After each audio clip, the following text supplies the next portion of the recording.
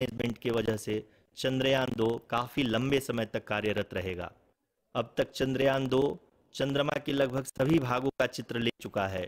इसका एक बहुत ही महत्वपूर्ण पेलोड OHRC यानी कि ऑर्बिटर हाई रिजोल्यूशन कैमरा विश्व का सबसे बेहतरीन कैमरा है, जो कि चंद्रमा के सतह का लगातार पिक्चर भेज रहा है। अब मैं आरुषि जी से निवेदन करूंगा कि वो आप लोगों को इसरो के वर्तमान मिशन चंद्रयान 3 के बारे में बताएं। अभी आपने मिश्रा जी के द्वारा सुना इसरो के अब तक के लूनार मिशंस का विवरण। अब चलते हैं टुवर्ड्स चंद्रयान।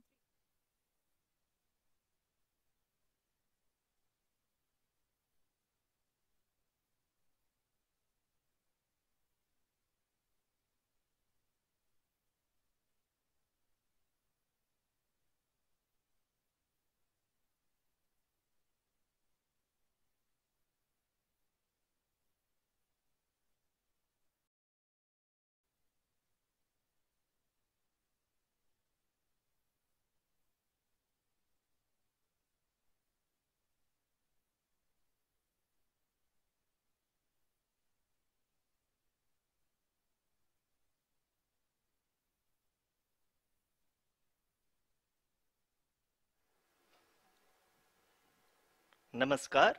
इसरो के इस महाअभियान से जुड़ने के लिए आप सादर आमंत्रित हैं।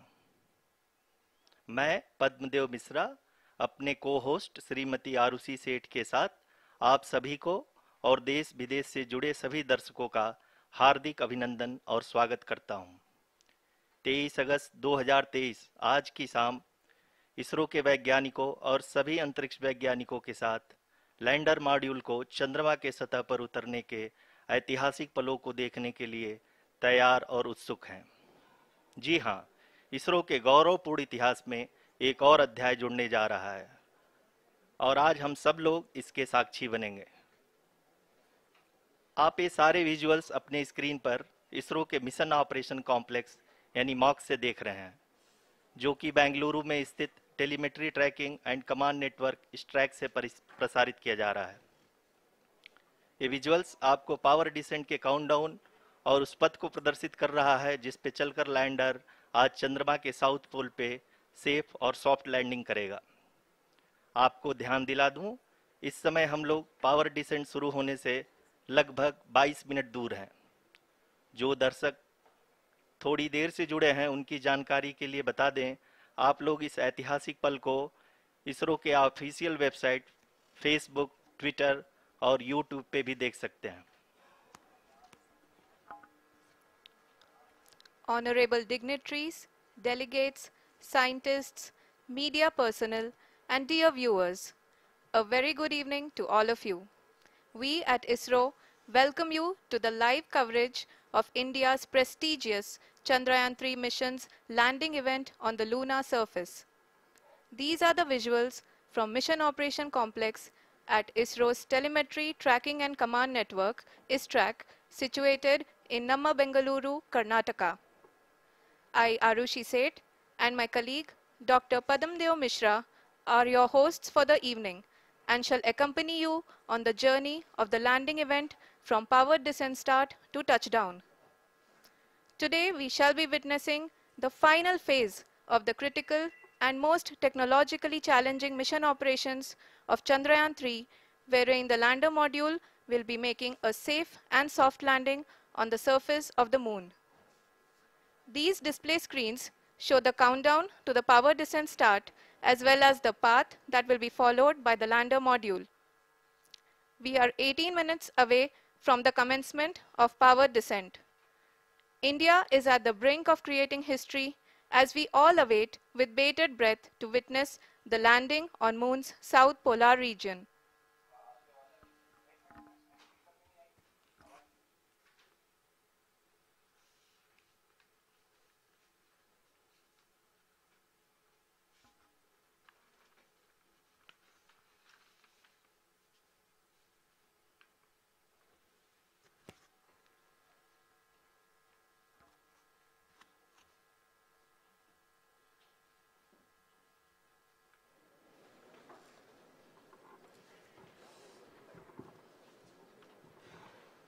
इसरो का पहला मून मिशन चंद्रयान 1 अक्टूबर 2008 में पीएसएलवी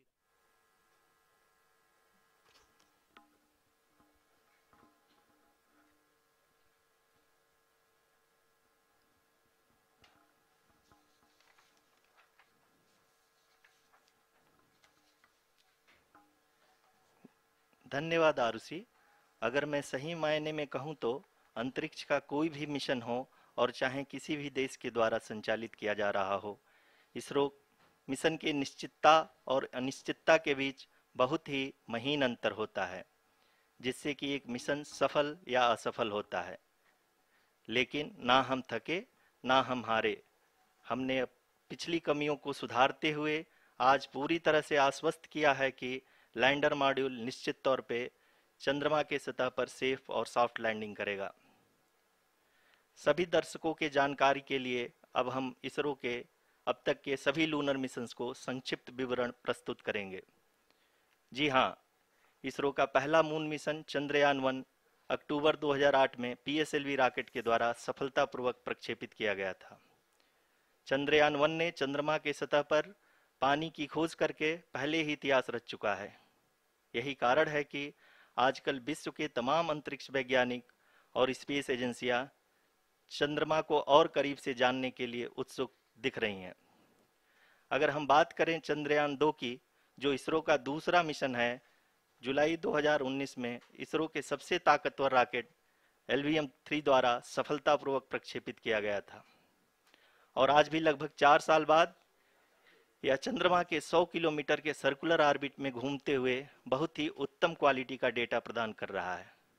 मिशन के प्रारंभ में इसकी आयु 1 साल निर्धारित की गई थी, परंतु LVM-3 द्वारा बहुत ही सटीक इंजेक्शन और मिशन मैनेजमेंट की वजह से चंद्रयान-2 काफ़ी लंबे समय तक कार्यरत रहेगा। अब तक चंद्रयान-2 चंद्रमा के लगभग सभी भागों का चित्र ले चुका है। इसका एक बहुत ही महत्वपूर्ण पेलोड OHRC यानी कि ऑर्बिटर हाई रेजोल्यूशन कैमरा विश्व का सबसे बेहतरीन कैमरा है, जो कि चंद्रमा के सतह का लगातार पिक्चर भेज रहा है।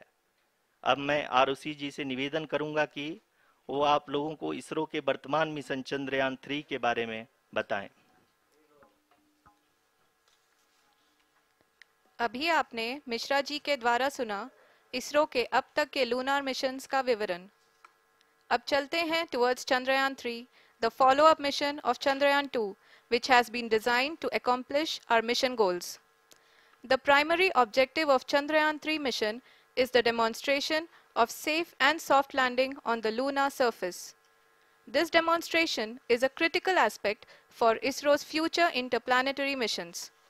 In addition to this, the mission objectives also include demonstration of roving capability and conduction of in situ scientific experiments on Moon's surface.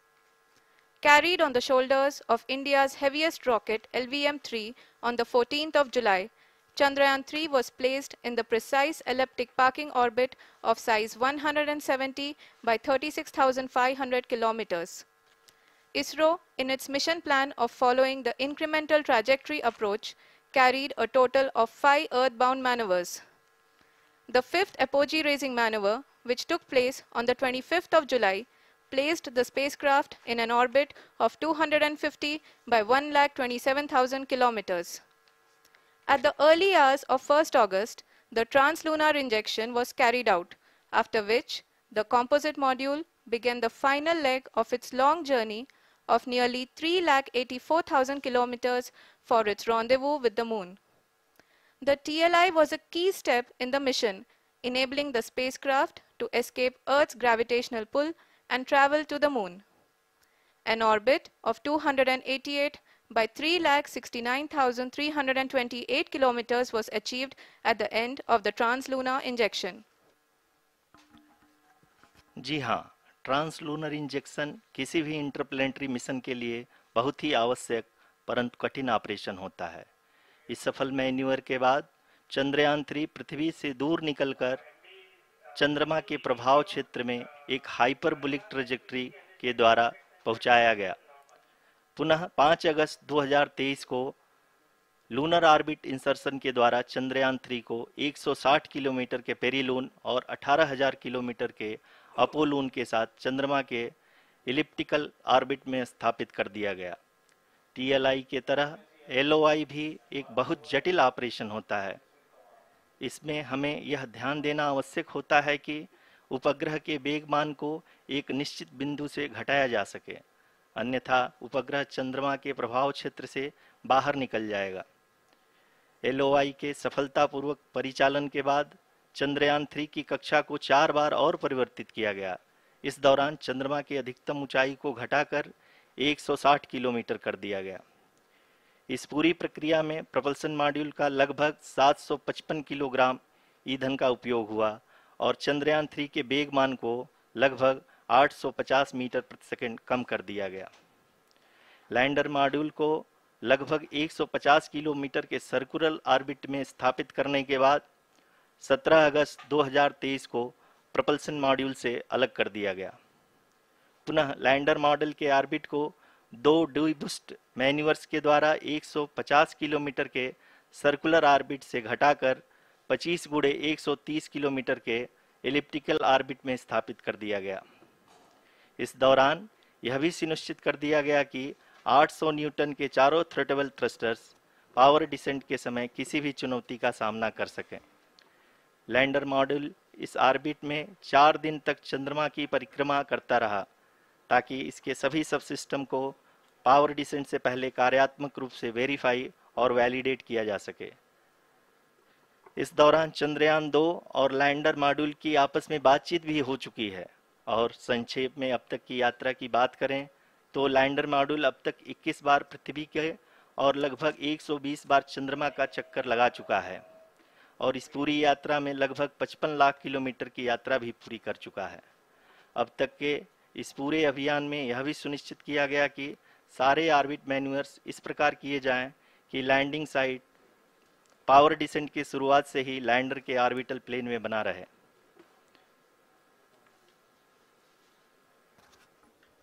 Make it further complicated. That is true indeed. We have arrived at the crucial juncture wherein the orbit plane contains the desired landing site at the start of powered descent. We are also happy to announce that live images from the Chandrayaan 3 lander imager camera is being received continuously. The demonstration of soft landing on the moon's surface is no ordinary feat due to the innumerable challenges and complexities involved. The lander velocity has to be killed from nearly 6,048 kilometers per hour without any aid from the thin and tenuous moon's atmosphere. The lunar dust at the time of landing and the craters and boulders scattered over the moon's surface make it further complicated to achieve this. The new and improved Chandrayaan 3 design has been built after envisaging all the scenarios which the lander module can encounter. With several software improvements, provision for full-level redundancies, a plethora of special tests, namely the integrated hot test, integrated cold test, and lander leg drop tests were carried out for the lander module. The success of these tests has provided great confidence in the performance of all the onboard sensors, propulsion system, and associated guidance, control, and navigation algorithms. The key findings during the tests have enabled to improve the overall system performance. The largely unexplored south pole of the moon has been chosen as the intended landing site since there is a possibility of finding ice and other minerals which would be vital resources for future explorers. Apart from continuing investigations pioneered by Chandrayaan 1 and Chandrayaan 2, the Chandrayaan 3 mission will also provide invaluable data to the science community around the world. Let us give our viewers a glimpse on the configuration of Chandrayaan 3 mission.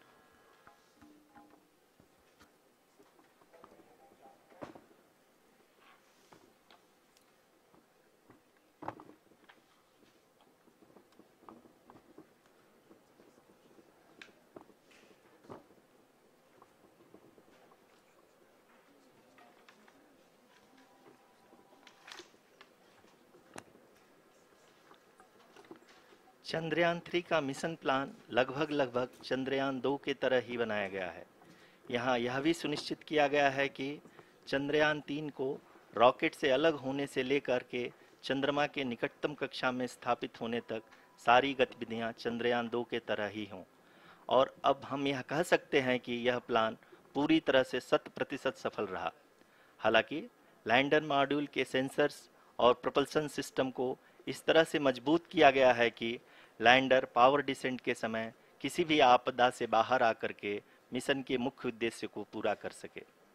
इस क्रम में lander के मुख्य sensors कारा, Lasa, LHBC, LDV और LHDAC का कार्यात्मक परीक्षण भी किया जा चुका है। LDV, जो कि पूर्णतः स्वदेशी तकनीकी से बनाया गया एक नया सेंसर है, इसका मुख्य कार्य लैंडर के वेलोसिटी को तीनों अक्षों में कंप्यूट करना है। पावर डिसेंट के दौरान लैंडर के सटीक पोजीशन और वेलोसिटी का ज्ञान होना बहुत ही आवश्यक है। लिराप यानी laser inertial referencing and accelerometer package इस कार्य को पावर डिसेंट के दौरान बखूबी निभाएगा। ट्रैजेक्टरी जनरेशन, जो कि चंद्रयान 3 मिशन के लिए बहुत ही अहम है, क्योंकि हर ऑर्बिट मैन्यूवर के बाद यह सुनिश्चित किया जाता है कि लैंडर की मिशन ऑब्जेक्टिव को ना बदले। इस क्रम में मैं यह भी आपको बता दूं कि ऑर्बिट डिटर्मिनेशन, जो कि उपग्रह के पोजीशन और वेलोसिटी को बहुत ही एक्यूरेटली बताता है, एक बहुत ही कठिन और जटिल कंप्यूटेशन और एस्टिमेशन होता है। यहाँ यह भी जानना महत्वपूर्ण है कि चंद्रयान 2 का OHRC पेलोड अब तक काफ़ी ऊंचे स्तर का डैम प्रदान किया है, जिसके फलस्वरूप लैंडिंग साइट के सीमा को बढ़ाकर 4 × 2.4 किलोमीटर कर दिया गया है, जो कि पावर डिसेंट के दौरान सॉफ्ट लैंडिंग कराने में काफ़ी सहायक सिद्ध होगा। Apart from the sensors, Chandrayaan 3 is equipped with a suite of sophisticated payload instruments.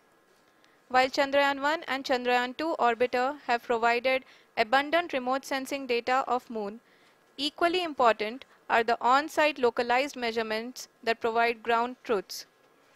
Lander and rover have payloads which are completely new and will perform in situ analysis of lunar surface. The two spectroscopes on rover, APXS and LIBS, will actively measure the surface elemental abundances at the landing location and surrounding area. The lander carries a seismometer ILSA that can sense impact events and lunar quakes. The thermal probe CHAST will measure the temperature profile and thermal conductivity of Moon's regolith. The Rambha payload will carry out lunar ionosphere studies, while the laser retroreflector array shall be a passive location indicator for future spacecraft equipped with laser altimeter. The propulsion module has not been left behind, and an experimental shape payload has been added to it as a value addition. It will help in understanding the nature and characteristics of water-rich planets and will also aid in the future study of potentially habitable exoplanets. We are minutes away from the start of powered descent.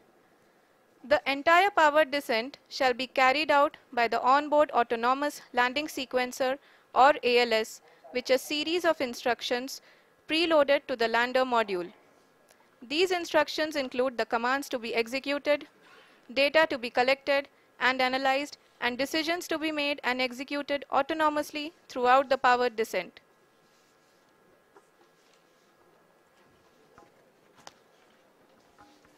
जी हाँ, अब हम power descent के बहुत ही करीब आ चुके हैं।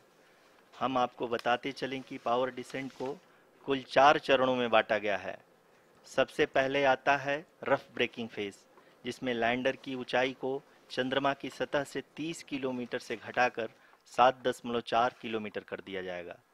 इस पूरी प्रक्रिया को पूरा करने में लगभग 11.5 मिनट लगेगा और इसका समानांतर वेग 1680 मीटर प्रति सेकंड से घटाकर 358 मीटर प्रति सेकंड हो जाएगा। We have continuous flow of lander telemetry data from ISRO's Deep Space Network IDSN-32 located in Belalu, Bengaluru. The data is being acquired real-time by station and is flown to the Mission Operation Complex through our communication links.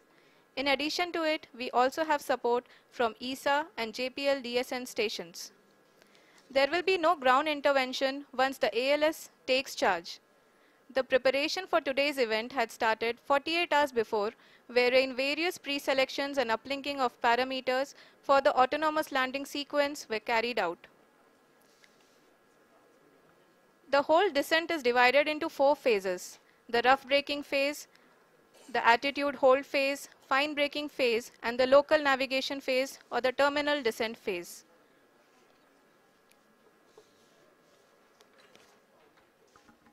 जी हाँ, attitude hold phase, जो कि power descent का दूसरा चरण है, एक बहुत ही महत्वपूर्ण फेज है। इस 10 सेकंड के स्मॉल ड्यूरेशन के दौरान लैंडर के दो महत्वपूर्ण सेंसर कारा और लासा लैंडर की ऊंचाई की गणना करेंगे। इस फेज के पूरा होते ही लैंडर चंद्रमा के सतह से कुल 6.8 किलोमीटर की ऊंचाई पर होगा। During the rough braking phase, the lander velocity shall be brought down from 1680 meters per second to 358 meters per second.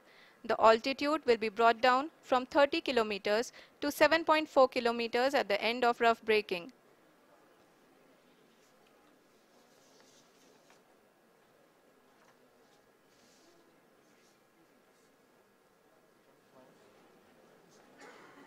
Currently,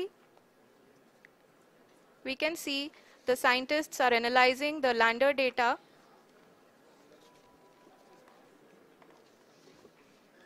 जी हाँ, हम ये देख सकते हैं कि मिशन ऑपरेशन कॉम्प्लेक्स रूप में बैठे सभी वैज्ञानिक ये जो भी डेटा देख रहे हैं वो डीप स्पेस नेटवर्क आईडीएसएन 32 के द्वारा प्रोवाइड किया जा रहा है। और अगर हम अब बात करें पावर डिसेंट के तीसरे चरण का, जो कि फाइन ब्रेकिंग फेज होगा, जिसमें लैंडर लैंडिंग साइट से जस्ट 800 मीटर की ऊंचाई पर वर्टिकली होगा। इस चरण को पूरा होने में लगभग 3 मिनट लगेंगे और इस चरण के पूरा होते ही लैंडर की वेलोसिटी लगभग शून्य हो जाएगी। The scientists here at ISTRAC are glued to their systems, analyzing all sorts of complex data. We are very close to the powered descent, to the start of the powered descent phase.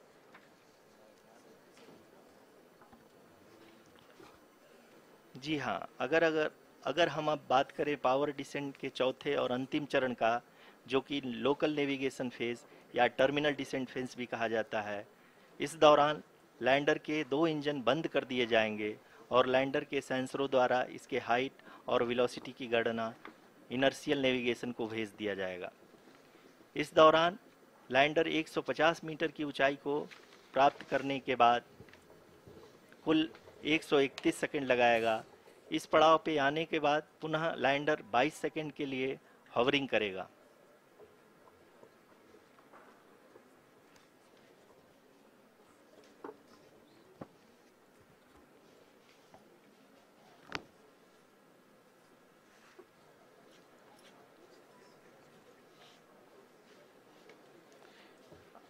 आप इस समय अपने screen पे mission operation complex में बैठे सभी मान्यगणों को देख सकते हैं, जो कि बहुत ही उत्सुकता के साथ टेलीमेट्री डेटा को देख रहे हैं।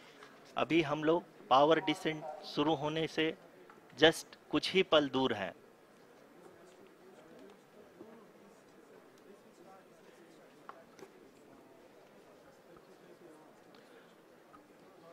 पावर डिसेंट शुरू होने में लगभग 30 सेकंड ही बचा है और हमको ये सारे data mission operation complex room में आईडीएसएन 32 के द्वारा, जो कि लगातार लैंडर के कनेक्शन में बना हुआ है, प्रदान कर रहा है।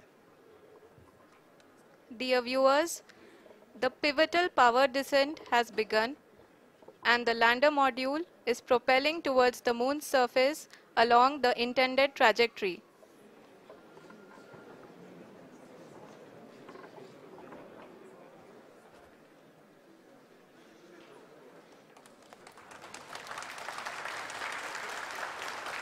जी हाँ, अब हम देख सकते हैं रफ ब्रेकिंग फेज की शुरुआत हो चुकी है।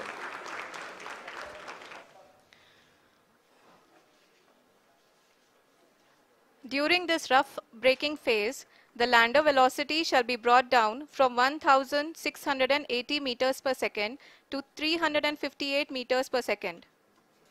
The altitude will be brought down from 30 kilometers to 7.4 kilometers at the end of rough braking. All this in the duration of 690 seconds or 11.5 minutes. Currently, the Laser Inertial Reference and Accelerometer package (LIRAP) is aiding in the navigation. जी हाँ, अभी आप अपनी screen पे देख सकते हैं कि lander अब तक कुल 191 किलोमीटर हॉरिजेंटल दिशा में चल चुका है और अभी तक इसकी वेलोसिटी लगभग 31 किलोमीटर बनी हुई है।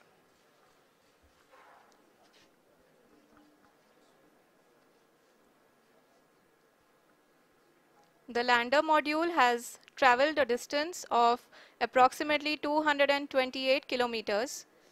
The complete downrange that will be traveled during this phase shall be nearly 713.5 kilometers.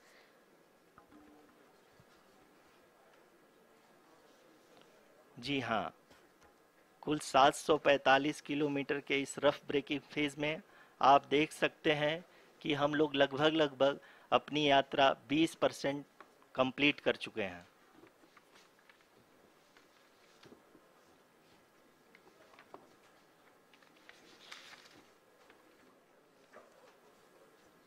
Power descent की यह शुरुआत हम कह सकते हैं कि बहुत ही सटीक और सधी हुई है, जिसमें लैंडर अपने वेगमान को अनुमानित तरीके से घटा रहा है।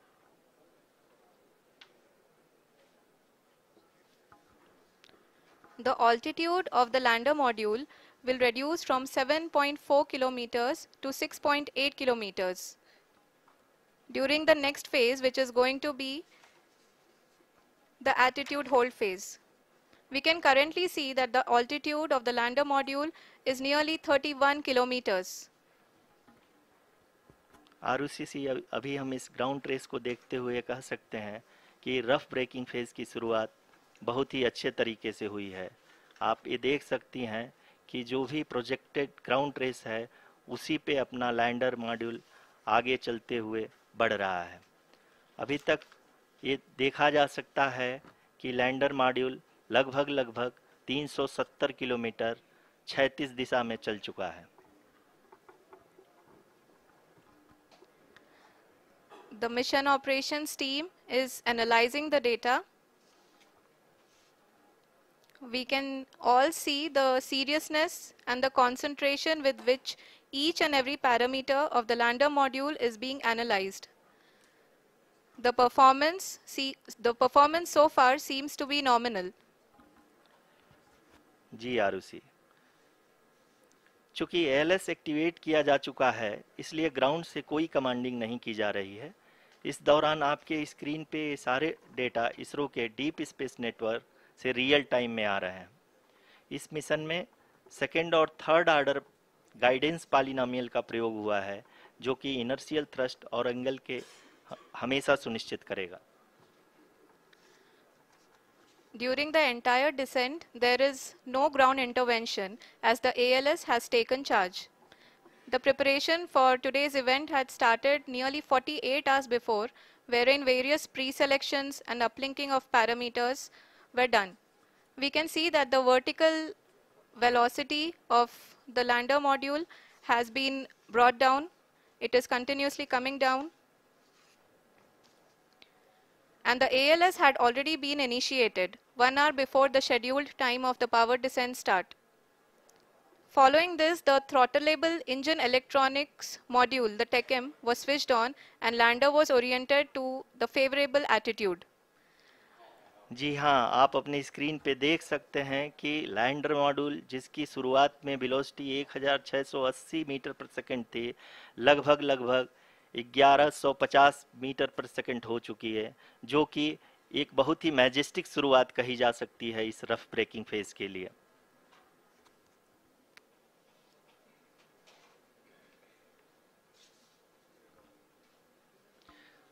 यहाँ पे मैं आपको ये भी बताते चलूँ कि आप अपने स्क्रीन पे देख सकते हैं कि द लैंडर मॉड्यूल का अल्टीट्यूड धीरे धीरे अब कम होता हुआ दिख रहा है, 6 किलोमीटर के आसपास है।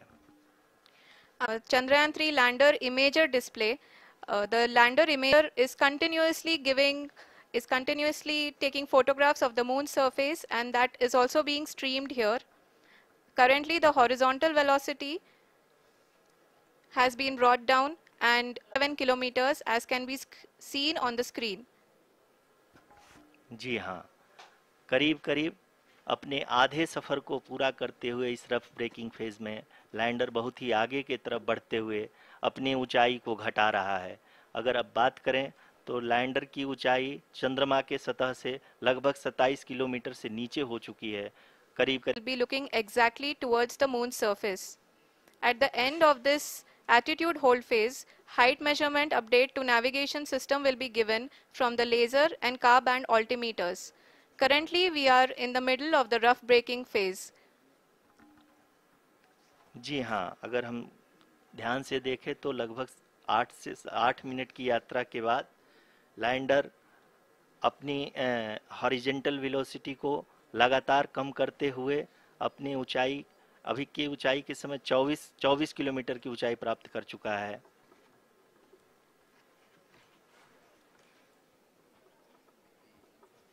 अब तक के आंकड़े को देखते हुए हम कह सकते हैं कि लैंडिंग पूरी तरह से नॉमिनल है। यहाँ पर हम देख सकते हैं कि हॉरिजेंटल वेलोसिटी लगातार कम होती हुई दिख रही है।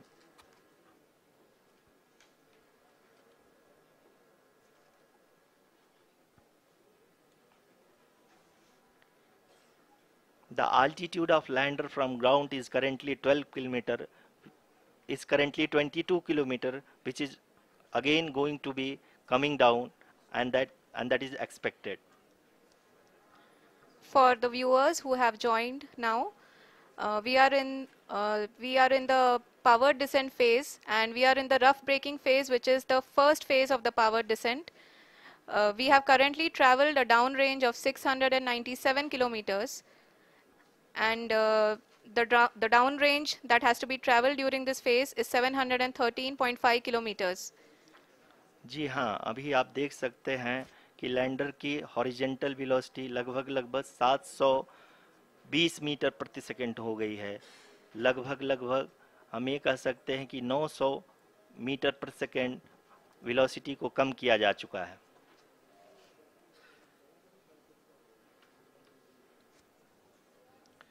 At the same time, we can see the altitude of the lander is just 17.8 kilometer from the moon surface, which is going to be around 7.4 at the end of the rough braking phase.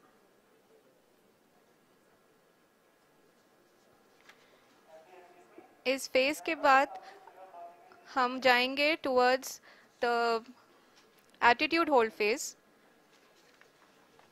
where we will be expecting sensor update from the laser and car band altimeters.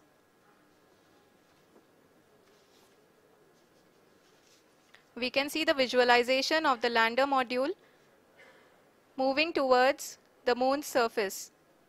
The current altitude is nearly 15.2 kilometers, and the distance traveled is 754 kilometers. We can also see the image that the lander imager camera has been providing. जी हाँ, इस rough breaking phase के दौरान 800 Newton के चारों throttle engine अपने कार्य को पूरी तरह से अंजाम दे रहे हैं और लैंडर के हॉरिजॉन्टल वेलोसिटी को लगातार कम कर रहे हैं। अब तक लैंडर लगभग अपने 75 से 80% की यात्रा को पूरा कर चुका है।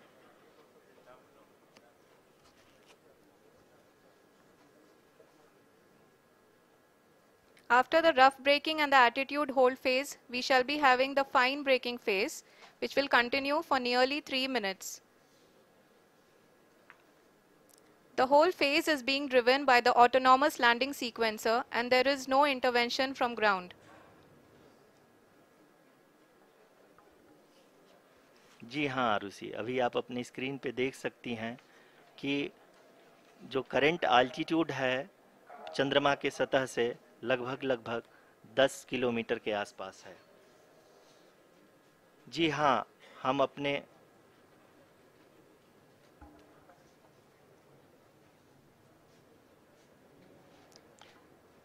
जी हाँ, हमारे प्रधानमंत्री जी श्री नरेंद्र मोदी जी हम सभी का उत्साहवर्धन करने के लिए दक्षिणी अफ्रीका के जोहानसबर्ग से जुड़ गए हैं।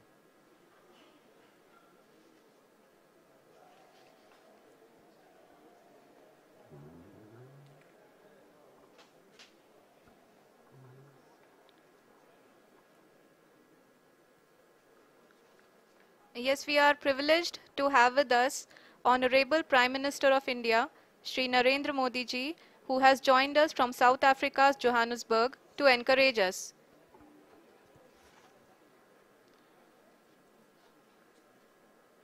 जी हाँ, आप ये देख सकते हैं एल्टीट्यूड होल्ड फेस भी बहुत ही आसानी से लैंडर फेस ने पार कर लिया है और अब फाइन ब्रेकिंग की शुरुआत हो चुकी है। अभी हम ये देख सकते हैं कि लैंडर की ऊंचाई लगभग 5.6 किलोमीटर है, जो कि इस फेज के उपरांत लगभग 800 मीटर हो जाएगी।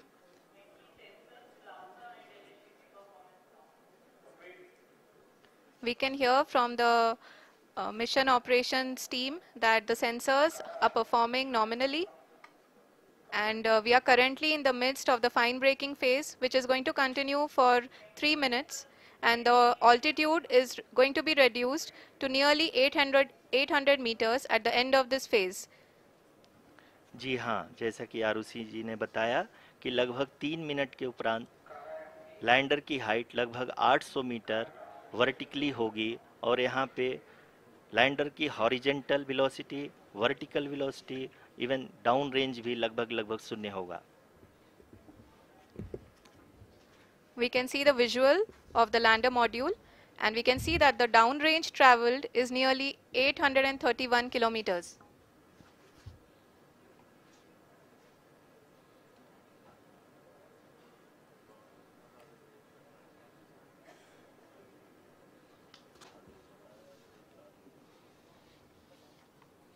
जी हाँ, आप अपनी स्क्रीन पे देख सकते हैं कि लैंडर की ऊंचाई अब चंद्रमा के सतह से लगभग 3 किलोमीटर से कम हो चुकी है। We are very close to the moon's surface, nearly 2.6 kilometers as we can see.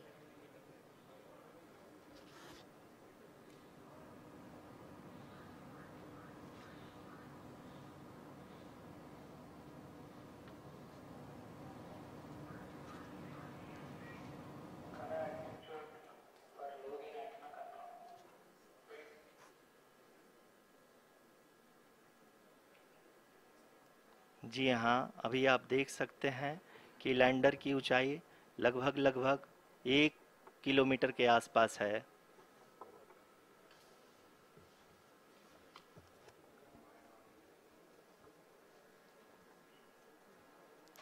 We are nearing the final phase of the power descent, which is going to be the vertical descent phase or the local navigation phase.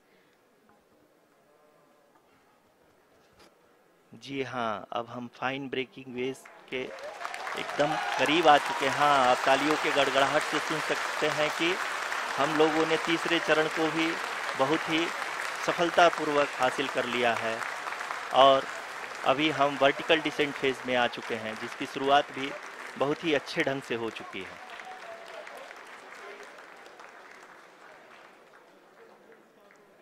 Lot of applause indicates that till now the performance has been nominal. We are in the vertical descent phase 1. The altitude is being brought down from 800 meters, and we are nearing and approaching the lunar surface. जी, आप अपने screen पे देख सकते हैं कि lander का height लगातार कम होता जा रहा है। इस समय हम लैंडिंग साइट के जस्ट ऊपर हैं और इस समय इसकी ऊंचाई लगभग 600 मीटर के आसपास है।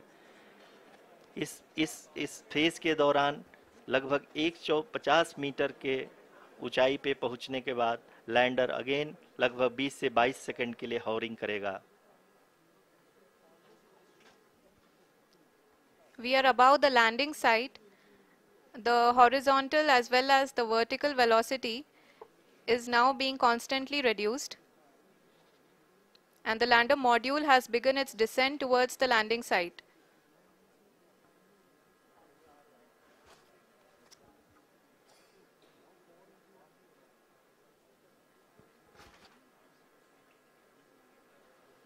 जी हाँ, आप अपने स्क्रीन पे देख सकते हैं ये जो पथ निर्धारित किया गया है, लैंडर पूरी तरह से उसी को ही फॉलो कर रहा है। इस समय हम लगभग 200 मीटर की हाइट से भी कम आ चुके हैं।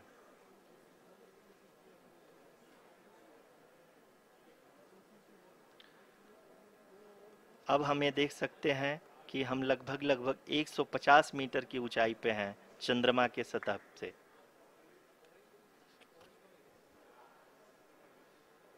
We are approaching the vertical descent phase 2, which will have the lander module hovering at nearly 150 meters above the lunar surface. जी हाँ, आप इस तालियों के गड़गड़ाहट को सुन सकते हैं, जो कि सेकेंड हैवरिक फेज के कंप्लीट होने के बाद इन सारे वैज्ञानिकों के द्वारा की जा रही है।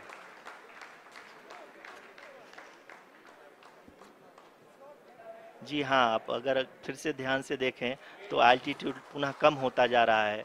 अभी हम लोग लगभग 135 मीटर की ऊंचाई पे हैं। The sensors that are updating at this point are providing confirmation of the safety of the landing site. As expected, the retargeting is going on, and this is a very good signature for the lander. अभी आप ये देख सकते हैं कि lander की ऊंचाई लगभग 65 मीटर के आसपास बची हुई है।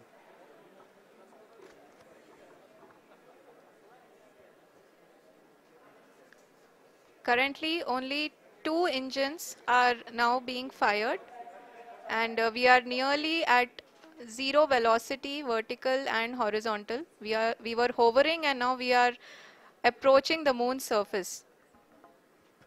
धीरे धीरे लैंडर की वेगमान को कम किया जा रहा है और हम अब लगभग 50 मीटर से भी कम आ चुके हैं। We can see the Honorable Prime Minister, Shri Narendra Modi ji, who is here to encourage us, and he is critically looking at the visuals.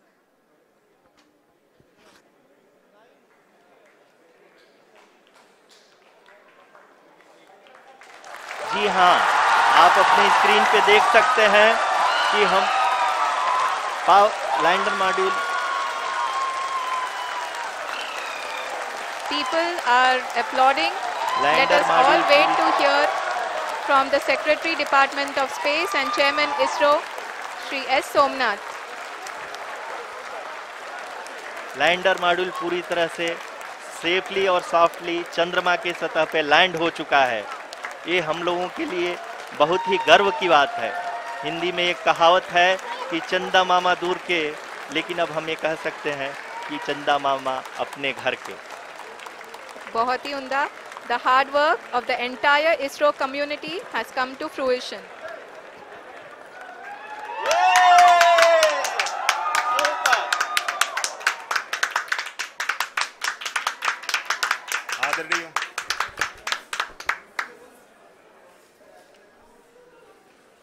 आदरणीय प्रधानमंत्री जी, नमस्कार। Sir, we have achieved soft landing on the moon. India is on the moon. Sir,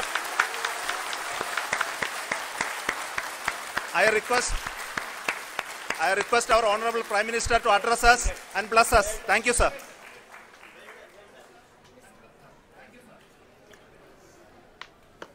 मेरे प्यारे परिवारजनों, जब हम अपनी आंखों के सामने ऐसा इतिहास बनते हुए देखते हैं तो जीवन धन्य हो जाता है। ऐसी ऐतिहासिक घटनाएं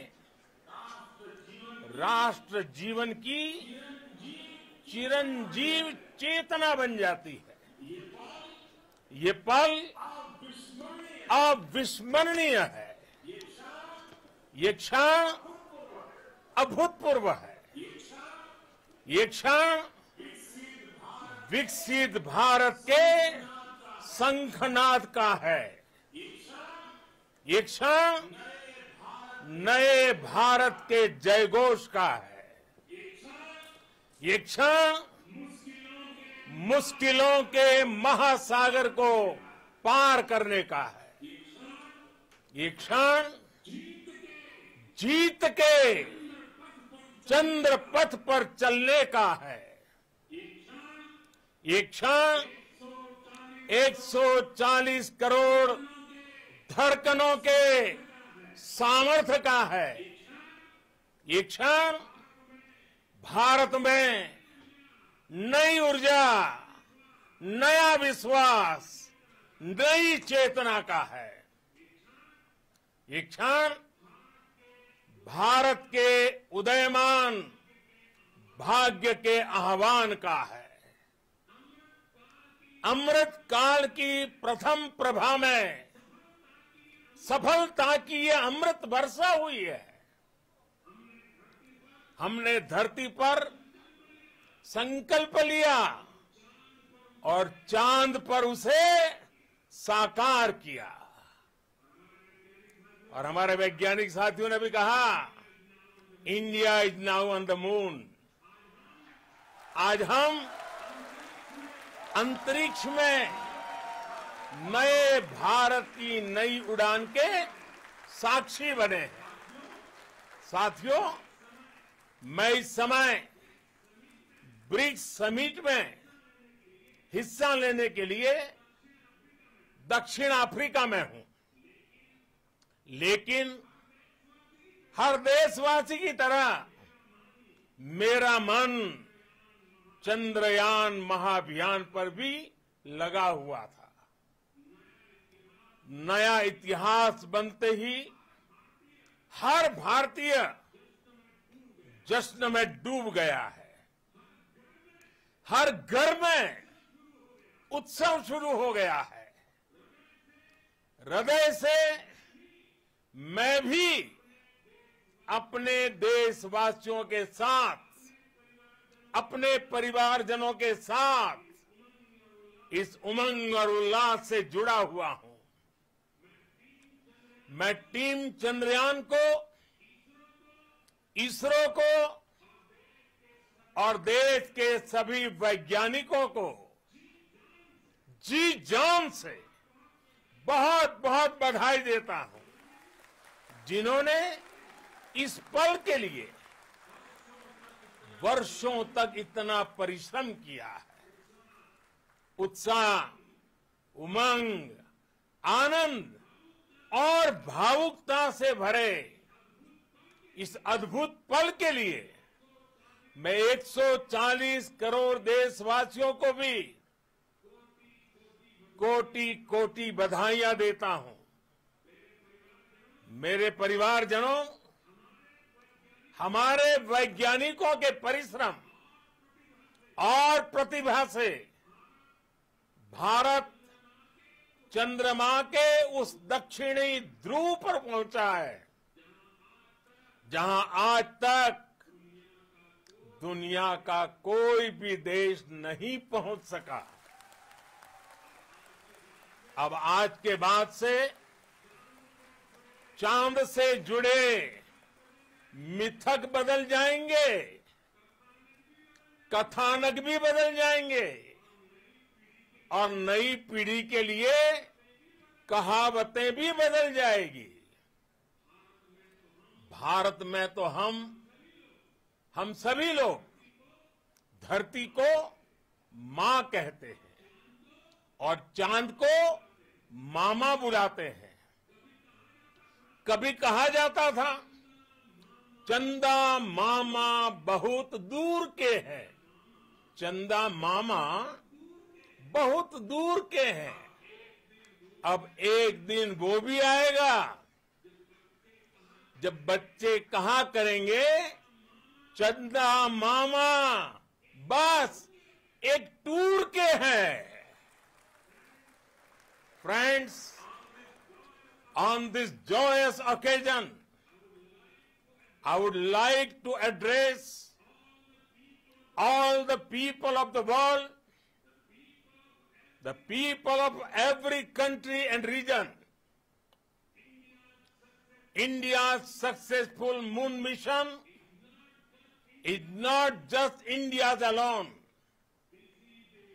This is a year in which the world is witnessing India's G20 presidency. Our approach of one earth, one family, one future is resonating across the globe. This human-centric approach that we present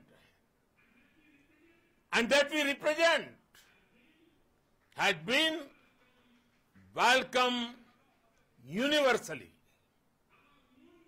Our moon mission is also based on the same human-centric approach. Therefore, this success belongs to all of humanity, and it will help moon missions by other countries in the future. I am confident that all countries in the world, including those from the global south, are capable of achieving such feats. We can all aspire for the moon and beyond.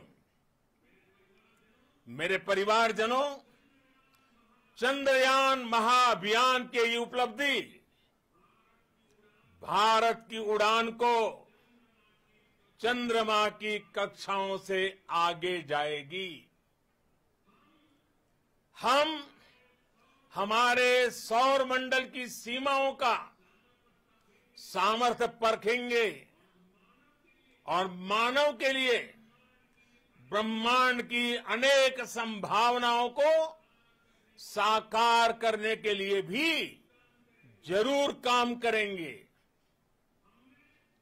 हमने भविष्य के लिए कई बड़े और महत्वाकांक्षी लक्ष्य तय किए हैं। जल्द ही सूर्य के विस्तृत अध्ययन के लिए ISRO Aditya L1 mission launch करने जा रहा है। इसके बाद शुक्र भी इसरो के लक्ष्यों में से एक है। गगनयान के जरिए देश अपने पहले ह्यूमन स्पेस फ्लाइट मिशन के लिए भी पूरी तैयारी के साथ जुटा है। भारत बार बार ये साबित कर रहा है कि sky is not the limit. साथियों, साइंस और टेक्नोलॉजी देश के उज्जवल भविष्य का आधार है। इसलिए आज के इस दिन को देश हमेशा हमेशा के लिए याद रखेगा। यह दिन हम सभी को एक उज्जवल भविष्य की ओर बढ़ने के लिए प्रेरित करेगा। ये दिन हमें अपने संकल्पों की सिद्धि का रास्ता दिखाएगा। ये दिन इस बात का प्रतीक है कि हार से सबक लेकर जीत कैसे हासिल की जाती है। एक बार फिर देश के सभी वैज्ञानिकों को बहुत बहुत बधाई और भविष्य के मिशन के लिए ढेरों शुभकामनाएं। बहुत बहुत धन्यवाद।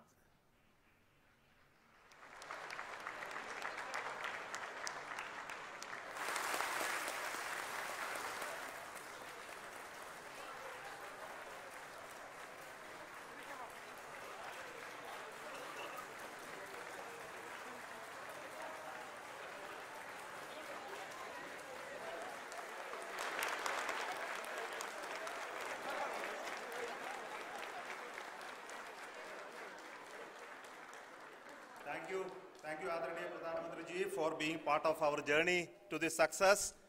And let me take this opportunity to thank the people behind this mission, the project director of Chandrayaan 3. He is here. Veera Muthuvel, congratulations to you. The associate project director, Kalpana, and the mission operations director, Srikanth. And the satellite was built at your house satellite center, Shankaran, the director.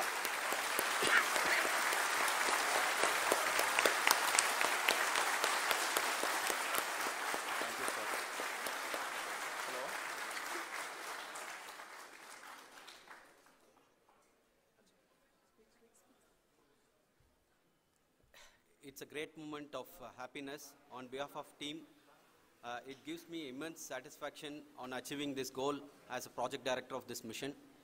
The entire mission operations, right from launch till landing, happened flawlessly as per the timeline, and we became the 4th country to demonstrate the soft landing onto the moon surface, and we became the first country to go to near to the south pole of the moon.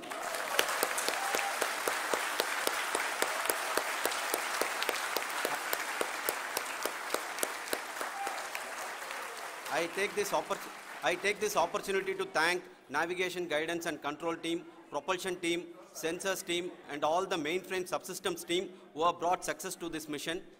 I also take the opportunity to thank the Critical Operations Review Committee for thoroughly reviewing the mission operations right from launch till this date. The target was on spot because of the review process. I also thank the ISRO higher management, right from Chairman ISRO, Director URSC, and all the center directors and higher ISRO officials. And finally, my thanks to the Chandrayaan 3 project executives spread across the ISRO centers. Thank you.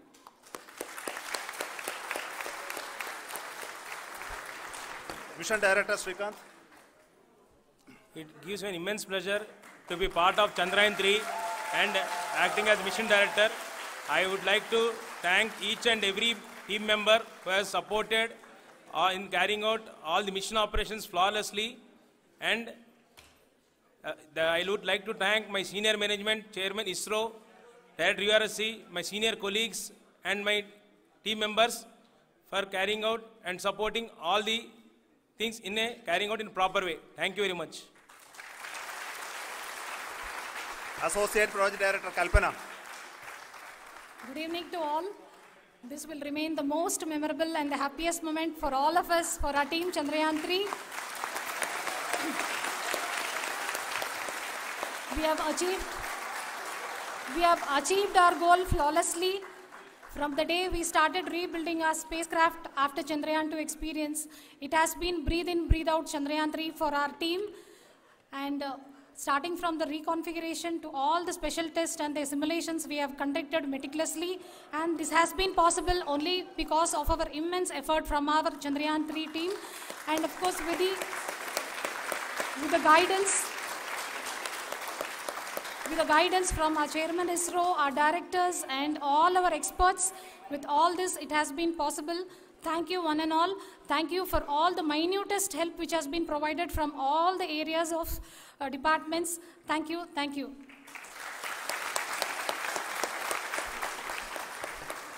Now, Chandrayaan 3 is a result of the work done by thousands of scientists, engineers, our staff and industries and support team across ISRO and other places, other institutions.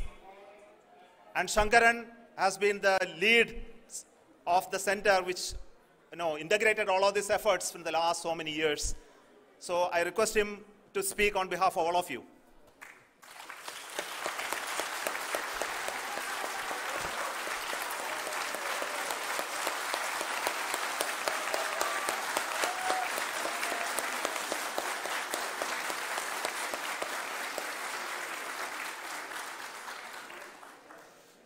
Thank you very much for the affection that has been displayed today now.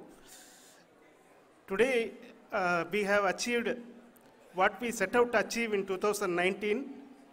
It was delayed by about 4 years, but we have done it. When Chandrayaan 3 was launched, after the separation of the spacecraft from launch vehicle, I said, I will speak the rest of the things after the soft landing. So here I will take a couple of minutes to tell the tremendous amount of effort that has been put in by the entire project team. When I say project team, it is not just only the project director and associate project director. Of course, they are the face of the project. They have been living, sleeping, eating, breathing Chandrayaan for the last 4 years. They have been supported by such a large number of people, particularly in the navigation, guidance and control area, propulsion system. This area, the amount of effort that has been put by people, the number of simulations that have been done, the number of reviews they have gone through, the amount of criticism they faced and overcome that. It is, as a person who has been watching this for the last 4 years along with them, my heart goes out for them. The amount of effort is tremendous. That is what ISRO is all about. That is what our organization has taught us to do. Now today, this success has put us even more higher responsibility, as the Honorable Prime Minister was telling, because we have set the bar now so high. Nothing less than nothing less spectacular than this is going to be inspiring for any of us in the future.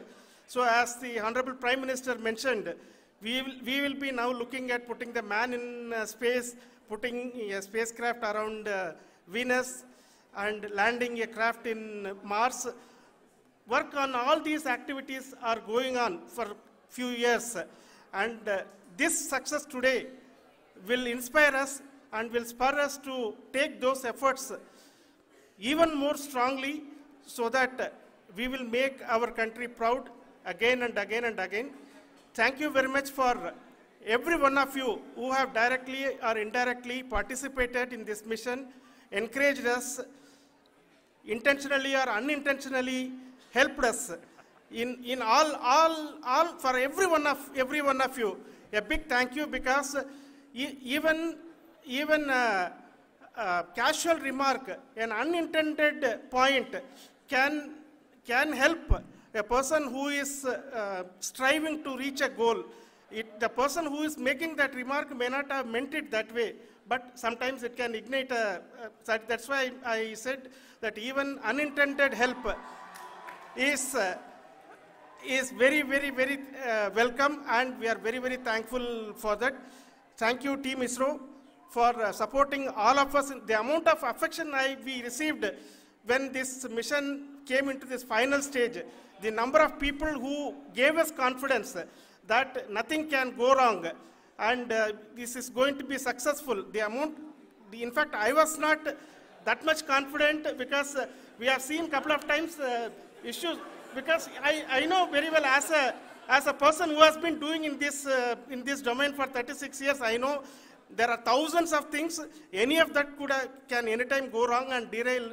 But so many of the people, because that I only see as the reflection of the effort we have put, that people are so happy to see this effort and they want us to succeed.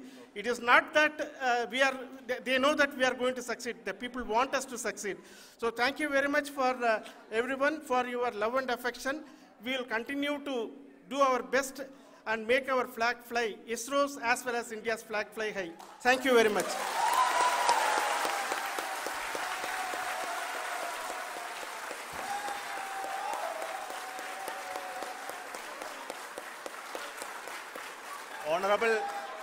Honorable Prime Minister called me and conveyed his greetings to each one of you and your family, for the wonderful work you did in ISRO. So thanks are to him for the support that he is giving to us for missions like Chandrayaan 3 and the missions that are in the offing. I think that's a great word of comfort that we are receiving for pursuing the inspirational work that we are doing for the nation. I want to tell you, and I want to thank you also for each and everyone who prayed with us in the last many days, who wanted this success to happen in ISRO. I thank all those people in all around the country and maybe beyond the country for their blessings and wishes and affection that he has given to each one of us for doing this work for the last so many years. I want to specifically thank some senior people who have been standing with us, especially the name of Kiran Kumar sir. And Mr. Kamalakar, Sri Koteshwar Rao. They have been helping so much. They were part of the team to help them to get the confidence and get the reviews done to ensure that nothing goes with any mistakes.